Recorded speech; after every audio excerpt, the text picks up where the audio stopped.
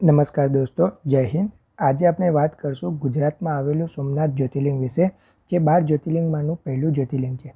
દોસ્તો, જો તમે સોમનાથ જવાનું પ્લાનિંગ કરી રહ્યા છીએ તો આ વિડીયો તમારા માટે ઘણું યુઝફુલ છે, કારણ કે આપણે જાણીશું કે સોમનાથ કઈ રીતે પહોંચવું, સોમનાથમાં રોકાવાની કઈ જગ્યા છે, સોમનાથમાં ખાવા પીવાની શું વ્યવસ્થા છે, સોમનાથ ક્યારે જવાય અને સોમનાથ કેટલા દિવસ રોકાઈ શકાય, સોમનાથમાં કઈ કઈ જગ્યાએ ફરી શકાય અને અંતમાં જાણીશું સોમનાથ ફરવામાં કુલ ખર્ચ કેટલો આવે। દોસ્તો, જોવો આ વિડીયોને એક એક કરીને સારી વાતોને વિસ્તારપૂર્વક સમજીએ, જેથી તેમને સોમનાથ જવામાં ઇઝી પડે। સૌથી પહેલાં વાત કરીએ આપણે સોમનાથ કઈ રીતે પહોંચીએ।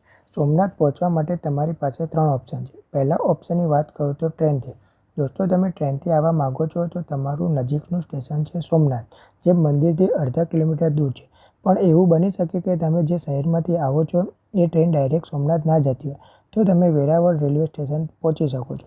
દોસ્તો, વેરાવળથી સોમનાથનું અંતર 7 કિલોમીટર છે, તો તમે બાય રોડ દ્વારા વેરાવળથી સોમનાથ પહોંચી શકો છો। વેરાવળથી સોમનાથ જવાના તમારી પાસે 2 ઓપ્શન છે। પહેલું છે ઓટો દ્વારા। ઓટોવાળા વેરાવળથી સોમનાથ જવાના 50 રૂપિયા ચાર્જ લેશે। બીજું ઓપ્શન છે બસ દ્વારા। સોમનાથ મંદિર ટ્રસ્ટ દ્વારા ફ્રી બસ સેવા મળે છે, જે અડધા કલાકે વેરાવળ સ્ટેશનની બહાર મળી રહેશે, જે સોમનાથ મંદિર સુધી છોડી દેશે। દોસ્તો, બીજું ઓપ્શન છે બાય રોડ। દોસ્તો, તમે બાય રોડ દ્વારા આવવા માગો છો તો તમને રાજકોટ, અમદાવાદથી ઘણી બધી બસો મળી રહેશે। જો તમે બસથી આવવા માગો છો તો અમદાવાદથી ઘણી બધી બસો મળી રહે છે। જો તમે દ્વારકાધીશના દર્શન કરીને આવવા માગો છો તો દ્વારકાથી પણ ઘણી બધી બસો મળી રહેશે। અને તમે પોતાની કાર લઈને આવો છો તો તમને વેરાવળ થઈને સોમનાથ પહોંચી શકો છો। ત્રીજા ઓપ્શનની વાત કરીએ તો દોસ્તો એ છે બાય ફ્લાઇટ। દોસ્તો, તમારું ઓપ્શન ફ્લાઇટ છે તો નજીકનું એરપોર્ટ છે કેશોદ। તમે કેશોદ સુધી ફ્લાઇટની ટિકિટ કરાવી દો। જો તમને કેશોદ સુધીની ફ્લાઇટની ટિકિટ નથી મળતી તો તમે જઈ શકો છો દીવ એરપોર્ટ। દોસ્તો, દીવથી સોમનાથનું અંતર 85 કિલોમીટર છે અને કેશોદથી સોમનાથનું અંતર 50 કિલોમીટર છે। દોસ્તો, આ હતું આપણે સોમનાથ કઈ રીતે પહોંચવું। હવે વાત કરશું સોમનાથમાં આપણે કઈ જગ્યાએ રોકાવું। સોમનાથમાં રોકાવાના 3 ઓપ્શન છે। પહેલા ઓપ્શનની વાત કરું તો પહેલું છે ધર્મશાળા। દોસ્તો, સોમનાથ મંદિરની આજુબાજુ ઘણી બધી ધર્મશાળા મળી રહેશે, કારણ કે ધર્મશાળા ઘણી સસ્તામાં મળી રહેશે। જો કે 200થી 300 રૂપિયામાં ધર્મશાળા મળી રહેશે। જો તમે ચીપેસ્ટ ટૂર કરવા માગો છો તો તમે ધર્મશાળામાં રોકાઈ જાઓ છો। બીજું ઓપ્શન છે સોમનાથ મંદિર ટ્રસ્ટનું ગેસ્ટ હાઉસ। દોસ્તો, સોમનાથ મંદિર તરફથી ગેસ્ટ હાઉસ મળી રહેશે, તો તમે ગેસ્ટ હાઉસમાં પણ રોકાઈ શકો છો। આ ગેસ્ટ હાઉસની ઓનલાઈન બુકિંગ સુવિધા મળે છે। તમે ઓનલાઈન બુકિંગ કરાવો છો તો વેલ એન્ડ ગુડ, અને તમે ઓફલાઈન પણ બુક કરાવી શકો છો।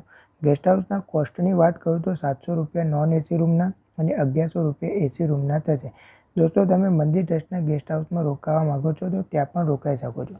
ત્રીજા ઓપ્શનની વાત છે તે પ્રાઇવેટ હોટલ। દોસ્તો, મંદિર પરિસરની આજુબાજુ પ્રાઇવેટ હોટલ પણ જોવા મળશે, જે 700 રૂપિયાથી સ્ટાર્ટ થઈને 1500 રૂપિયાની ઘણી બધી હોટલો મળી રહેશે। આ ત્રણમાંથી તમે કોઈપણ જગ્યાએ સ્ટે કરી શકો છો। હવે વાત કરીએ દર્શન કેવી રીતે કરવા। દોસ્તો, દર્શન કરીએ એ પહેલાં થોડી વાતનું ધ્યાન રાખીશું। સૌથી પહેલાં તો ત્યાં મોબાઈલ, કેમેરા, બેલ્ટ અને તમે તમારી પર્સનલ કાર લઈને આવો છો તો કારની ચાવી, આ બધી વસ્તુઓ તમારી જોડે ના હોવી જોઈએ, કારણ કે તે અંદર લઈ જવાની પરમિશન નથી। તો તમે બહાર ફ્રી લોકરની વ્યવસ્થા છે, તો ત્યાં તમે મૂકી શકો છો। બીજી ઇમ્પોર્ટન્ટ વસ્તુ છે આરતી। દોસ્તો, તમે ભોલેનાથની આરતીમાં સામેલ થવા માગો છો તો અતિ ઉત્તમ, કારણ કે તે આરતી બહુ સરસ થાય છે। આરતીની વાત કરું તો આરતીનો સમય સવારે 7 વાગે, બીજી આરતી બપોરે 12 વાગે અને ત્રીજી સાંજે 7 વાગે થાય છે। આ ત્રણમાંથી તમે જે અનુકૂળ આવે તેમાં તમે સામેલ થઈ શકો છો। ચાલો દોસ્તો, હવે લાઇનમાં ઊભા રહીને ભોલેનાથ જ્યોતિર્લિંગના દર્શન કરવા। દોસ્તો, લાઇનમાં ઊભા રહીને ઓમ નમઃ શિવાયનું જાપ જપતા ગર્ભગૃહમાં પ્રવેશશું। ત્યાં સોનાનું બનેલું ગર્ભગૃહ જોવા મળશે। ત્યાં ભોલેનાથના દર્શન કરશું અને આપણી મનોકામના કરશું અને ઓમ નમઃ શિવાયના જાપ કરતાં કરતાં મંદિરની પરિસરની બહાર આવીશું। હવે વાત કરશું ત્યાં ખાવા પીવાની શું વ્યવસ્થા છે। દોસ્તો, ખાવા પીવા માટે 2 ઓપ્શન છે। પહેલા ઓપ્શન છે સોમનાથ ટ્રસ્ટ દ્વારા ભોજનાલય। ત્યાં જઈને તમે પેટભર ભોજન કરી શકો છો। તેનો એક થાળીનો ખર્ચ 70 રૂપિયા છે। અહીં સોમનાથ ટ્રસ્ટ ભોજનાલયનો ટાઈમિંગની વાત કરું તો 2 સ્લોટમાં ચાલે છે। પહેલો સ્લોટ સવારે 11 વાગ્યાથી બપોરે 3 વાગ્યા સુધીનો અને બીજો સ્લોટ સાંજે 7 વાગ્યાથી રાત્રે 9 વાગ્યા સુધીનો। આ 2 ટાઈમમાં તમે લંચ અને ડિનર આપવામાં આવશે। બીજા ઓપ્શનની વાત કરું તો સોમનાથમાં રેસ્ટોરન્ટ અને ભોજનાલય। દોસ્તો, સોમનાથની આજુબાજુ ઘણા બધા રેસ્ટોરન્ટ જોવા મળશે। ત્યાં તમારો એક થાળીનો ખર્ચ 80થી 100 રૂપિયા જોવા મળશે। દોસ્તો, ત્યાં એક લીલાવટી ધર્મશાળા પણ છે, જે મંદિર ટ્રસ્ટની જ છે। ત્યાં પણ તમે ડાઇનિંગ હોલ છે, ત્યાં પણ તમે ભોજન કરી શકો છો। અહીં ભોજનનો ખર્ચ 120 રૂપિયા પર ડિશે લેવામાં આવે છે, તો ત્યાં પણ તમે ભોજન કરી શકો છો। હવે વાત કરીએ સોમનાથ મંદિરમાં બીજી કઈ જગ્યાએ ફરી શકીએ અને તે ફરવા માટેનું આપણું સાધન કયું હશે. સૌથી પહેલાં સોમનાથ મંદિરની પાછળ બનેલું જૂનું સોમનાથ જ્યોતિર્લિંગ મંદિર, અહલ્યા દ્વારા સ્થાપિત કરાયેલું જ્યોતિર્લિંગ મંદિર, ત્યાં તમે દર્શન કરી શકો છો. આ મંદિર પરિસરની પાછળ જ બનેલું છે, તો ત્યાં તમે દર્શન જરૂરથી કરજો. બીજા પ્લેસની વાત કરીએ તો એ છે ત્રિવેણી સંગમ. દોસ્તો, નામ પરથી જ ખબર પડશે કે આ 3 નદીઓનું સંગમ. અહીં હિરણ્યા, કપિલા અને સરસ્વતી નદીનું સંગમ થાય છે. અહીં તમે સ્નાન કરી શકો છો. આ જગ્યાએ તમે જરૂર વિઝિટ કરવી જોઈએ. ત્રિવેણી સંગમની પાસે સૂર્ય મંદિર છે, ત્યાં પણ તમે થોડો સમય પસાર કરો. નેક્સ્ટ પ્લેસની વાત કરીએ એ છે ગોલકધામ તીર્થ. ગોલકધામ તીર્થમાં તમે લક્ષ્મીનારાયણ મંદિર, કૃષ્ણચરણ પાદુકા, ગીતા મંદિર અને ભીમનાથ મંદિર જોવા મળશે. એક પ્રકારે ત્યાં મંદિરોનું તીર્થ છે, તો તમે ગોલકધામ જઈને આ બધા મંદિરોના દર્શન કરી શકો છો. દોસ્તો, નેક્સ્ટ પ્લેસની વાત કરીએ એ છે શારદા પીઠ. શારદા મઠમાં તમે 12 જ્યોતિર્લિંગના દર્શન થઈ શકશે, તો તમે શારદા મઠ જરૂર જવું જોઈએ. દોસ્તો, નેક્સ્ટ પ્લેસ છે એ છે ભલકા તીર્થ મંદિર. દોસ્તો, ભલકા તીર્થમાં શ્રી કૃષ્ણની મૂર્તિ છે. શિકારીએ શ્રી કૃષ્ણના પગમાં તીર માર્યું હતું એ અવસ્થામાં મૂર્તિ છે, તો તમે ત્યાં જઈને પણ દર્શન કરી શકો છો. ભલકા તીર્થે આપણે જઈશું બાણગંગા. ત્યાં પ્રાકૃતિક ભોલેનાથનું શિવલિંગ જોવા મળશે, ત્યાં પણ તમે દર્શન કરી શકો છો. દોસ્તો, સોમનાથની આજુબાજુ આ બધી જગ્યાએ તમે ફરી શકો છો, પણ આજુબાજુ જગ્યાએ ફરવા માટેનું માધ્યમ શું હશે? તો તમારે ફરવા માટેના 2 ઓપ્શન છે. પહેલું ઓપ્શન છે ઓટો દ્વારા. ઓટો કરીને તમે બધી જગ્યાએ ફરી શકો છો.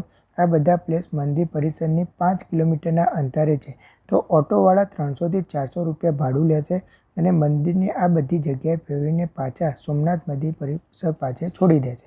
બીજો ઓપ્શન છે બસ દ્વારા. બસથી તમે આ જગ્યાએ જઈ શકો છો. તેનું ભાડું 30 થી 40 રૂપિયા થશે, તો તમે બસથી પણ જઈ શકો છો. ચાલો દોસ્તો, હવે વાત કરીએ કે સોમનાથમાં આપણે કેટલા દિવસ રોકાવું જોઈએ અને ફરવા માટે સૌથી બેસ્ટ ટાઈમ કયો હશે. દોસ્તો, સોમનાથ ફરવા માટે 1 દિવસ કાફી છે, પણ તમે 2 દિવસ રોકાવા ઈચ્છતા હોય તો 2 દિવસ પણ રોકાઈ શકો છો, પણ તમે 1 દિવસમાં આ બધા પ્લેસ કવર કરીને સોમનાથ જ્યોતિર્લિંગના દર્શન કરીને પાછા ઘરે જઈ શકો છો. દોસ્તો, વાત કરું કે સૌથી બેસ્ટ ટાઈમ કયો રહે. વિન્ટરમાં એટલે કે નવેમ્બરથી ફેબ્રુઆરીનો સમય સૌથી બેસ્ટ રહેશે. ત્યાં તમને સૌથી ઓછી ભીડ જોવા મળશે. જો તમે શિવરાત્રિ અથવા શ્રાવણ મહિનામાં આવશો તો દર્શન કરવામાં 3 થી 4 કલાક લાગશે, તો તમારી સગવડ પ્રમાણે સોમનાથ આવી શકો છો. ચાલો દોસ્તો, લાસ્ટમાં વાત કરીએ કે સોમનાથ ફરવા માટે કુલ ખર્ચ કેટલો થાય. દોસ્તો, તમે 1 દિવસનો સ્ટે કરો છો અને તમે ટ્રસ્ટના નિવાસમાં ભોજન કરો છો, તો તમારો એક વ્યક્તિ દીઠ ખર્ચ 1000 રૂપિયા થશે. આમાં ટ્રેનની ટિકિટ, ફ્લાઇટની ટિકિટ ઇન્ક્લુડ નથી.